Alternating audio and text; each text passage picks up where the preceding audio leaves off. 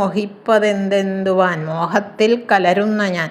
ഈ സംസാരമാകുന്ന സംസാരസാഗരത്തിൽ ഒരു ഭ്രാന്തി വന്നിട്ട്, ഒരു ഭ്രമം കൊണ്ട് മോഹിതനായ ഒരു ജീവാത്മാവ് നിഷ്പ്രയോജനമായിട്ടുള്ള ഈ ദുഃഖദായകങ്ങളായിട്ടുള്ള കാര്യങ്ങൾക്ക് വേണ്ടി എന്തുകൊണ്ടാണ് മോഹിക്കുന്നത് എന്നാണ് ചോദിക്കുന്നത്. ഈ ഭൗതിക സുഖങ്ങൾക്ക് വേണ്ടി മോഹിക്കുന്നത് എന്തിനു വേണ്ടിയിട്ടാണ് എന്നാണ് ചോദ്യം. ഏകദാ യശോദ സ്നേഹത്തോടെ പുൽകിയ കിശോരൻ, സ്നേഹത്തോടെ യശോദ പുൽകിന കിശോരൻ ആരാത്? ശ്രീകൃഷ്ണൻ. ആ ശ്രീകൃഷ്ണൻ ഒരു കാലത്തെ യശോദ പ്രേമത്തോടെ സ്നേഹവായ്പോടെ ആലിംഗനം ചെയ്ത ആ കൃഷ്ണൻ ഒഴിച്ച് സ്നേഹിപ്പീല, അതുപോരും എന്നാണ്. വേറെ ആരെയും സ്നേഹിപ്പില്ല, അതുപോരും. എന്നുവെച്ചാൽ ശ്രീകൃഷ്ണ ഭജനം മാത്രം മതിയാകും എന്ന് മനസ്സിൽ വിചാരിച്ച് മനസാനാമങ്ങളോതിയിടിനേൻ, തിരുനാമങ്ങൾ അങ്ങനെ ചൊല്ലുന്നു ഞാൻ.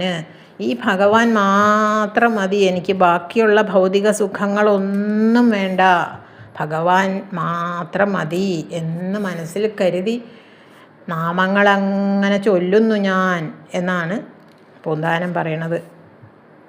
നമുക്കും ആ ഭഗവാനെ മാത്രം മനസ്സിൽ കരുതി നാമം പറ്റുന്നത്രയും നാമം ഭഗവാന്റെ നാമങ്ങൾ ജപിക്കാം എന്ന് മനസ്സിലൊന്നും അങ്ങോട്ട് ഉറപ്പിക്കുക.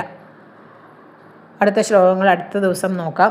എല്ലാ സങ്കടങ്ങളും എല്ലാ അനുഭവങ്ങളും തോന്നുള്ളൂ എന്നാണ് അർത്ഥം. രണ്ടാമതായി ദേഹത്തിന് വിശപ്പു ദാഹമറിയായിക എന്നുണ്ട്. ശരീരാനുഭവങ്ങൾ വിശപ്പ്, ദാഹം, ഉഷ്ണം, ചൂട് ഇതെല്ലാം ദുഃഖപ്രദമായിട്ടുള്ള ആത്മാവിൻ്റേതായിട്ടാണ് ആത്മാവിന് അതൊന്നും ബാധകല്ല എന്നാണ്.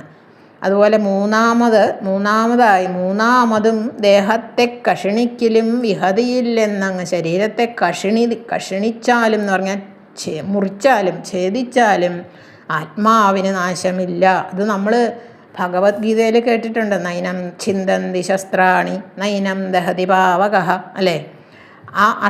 ആ ഒരു അർത്ഥമാണ് ഇവിടെ ഈ ശ്ലോകത്തിൽ കൊടുത്തിരിക്കുന്നത്.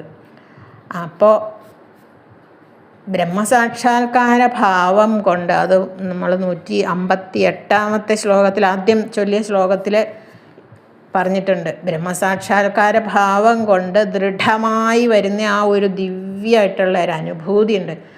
അത് അരുളിയുടെ ആനന്ദ പാഥോനിധേ, ആ ഒരു ആനന്ദം